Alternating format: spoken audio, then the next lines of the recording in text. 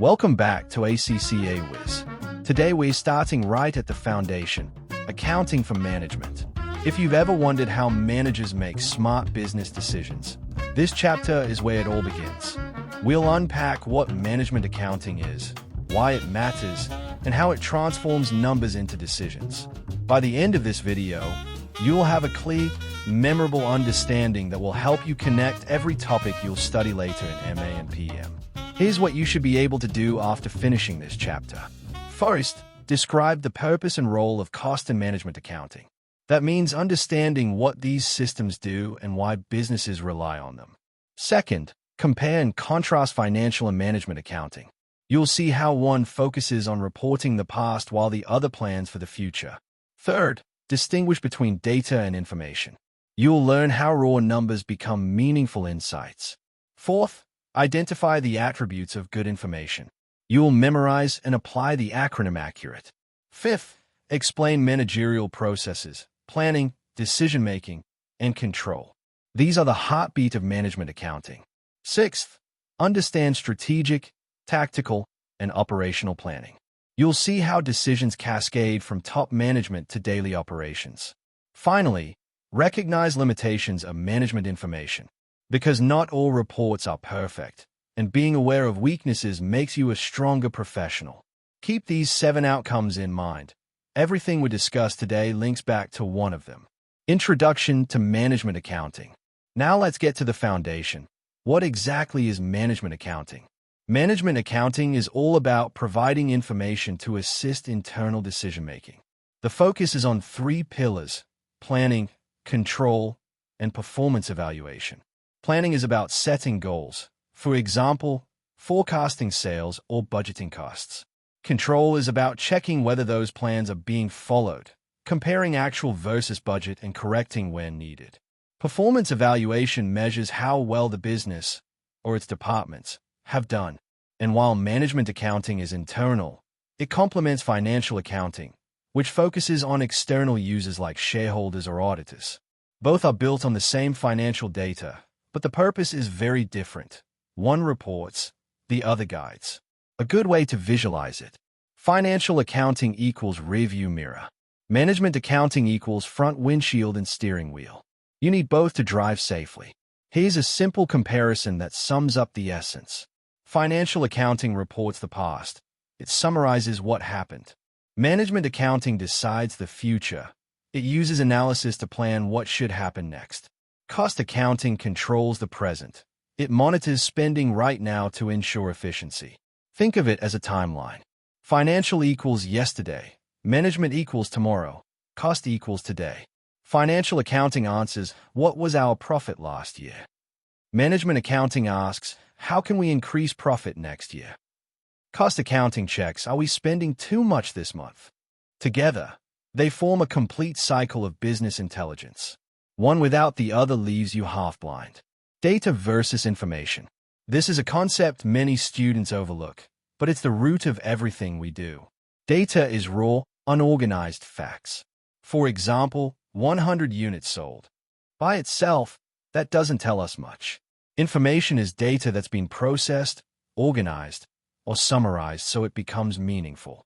For example, 500 units sold this week, 10% higher than last week. Now that's useful. It tells a story.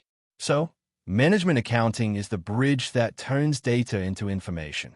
It answers questions like what's happening, why it's happening, and what should we do about it. Always remember, data becomes powerful only when converted into information that supports action. DIKW hierarchy. To understand that transformation, we use the DIKW model: data, information, knowledge, and wisdom. At the base, we start with data, raw numbers like sales, costs, or hours worked. When that data is organized and summarized, it becomes information, trends, ratios, or comparisons. When we interpret that information and understand the causes, we gain knowledge. For example, recognizing that sales rose because of a marketing campaign. And when we apply that knowledge to make sound strategic decisions, that's wisdom, deciding to expand that campaign nationwide. The higher you move up this pyramid, the more value and insight you create. Management accountants work mostly in the middle, turning data into information and information into knowledge, but the best professionals always aim for wisdom. Attributes of good information. Now let's talk about what makes information truly useful. The acronym ACCURATE captures 8 essential qualities. Accurate. Information must be error-free and reliable. Wrong numbers lead to wrong decisions. Complete. All necessary data should be included. Leaving out key figures can distort the picture. Cost-effective. The benefit of the information should outweigh the cost of collecting or producing it. There's no point in spending £10,000 to track £1,000 of savings. Understandable. Reports must be clear and simple. Management shouldn't need a dictionary to read them. Relevant. Every piece of information should help in decision-making. If it doesn't influence a choice, it's clutter. Authoritative. Data should come from trustworthy sources. Unverified numbers can ruin credibility. Timely. Information must be available when needed. Even perfect data is useless if it arrives too late. Easy to use. It should be presented in a straightforward format, so managers can act on it quickly. Here's a quick mnemonic check. Before relying on a report, ask, is it accurate? If not, question it. High-quality information saves time, avoids confusion, and drives confident decisions. Managerial processes, mission, planning, decision-making, control. Let's connect theory to practice. How do managers actually use this information? It all starts with a mission statement. This defines what the organization stands for and its long-term goals. It sets the tone for every decision. Next comes planning, setting objectives and figuring out how to reach them.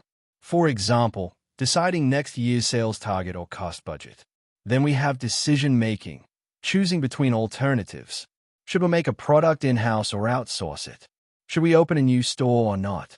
Finally, there's control, comparing actual results with the plan and taking corrective action. If sales fall below target, management investigates and adjusts strategy. You can remember it as a loop. Mission defines the purpose, planning sets the path, decision-making chooses the route, and control ensures we stay on track. Limitations of management information. As powerful as management information is, it's not perfect. Let's be realistic about its limitations. Accuracy. Reports may contain estimates, assumptions, or data entry errors. Not everything is 100% precise. Timeliness. Information can be delayed. By the time a monthly report arrives, the situation may already have changed. Understandability. Sometimes reports are too technical, making it difficult for non-financial managers to interpret them. Relevance. Some data may be irrelevant or excessive, burying key insights under noise. Non-financial information. Metrics like employee morale or customer satisfaction are hard to measure and compare. Yet, they matter. External influence. Factors outside the organization, like economic shocks or competitor actions, can affect how reliable the data remains. So, while management accounting is an excellent guide, it's not a crystal ball. Always apply professional judgment before making major decisions. Let's bring everything together. Management accounting is a decision-making tool that helps managers plan, control, and evaluate performance. High-quality information must be accurate, complete, cost-effective, understandable, relevant, authoritative, timely, and easy to use. Planning operates at 3 levels: strategic for long-term direction, tactical for medium-term plans, and operational for day-to-day control. And finally, remember that management information has limitations, so always balance numbers with judgment and context. If you remember just one thing from this video, management accounting doesn't just measure business performance, it drives it. That brings us to the end of Chapter 1, Accounting for Management. If you found this session valuable, do take a moment to like and subscribe to ACCA Wiz. It genuinely helps us keep creating more detailed, high-quality lessons to support your ACCA journey. Keep learning, stay confident, and I'll see you in Chapter 2.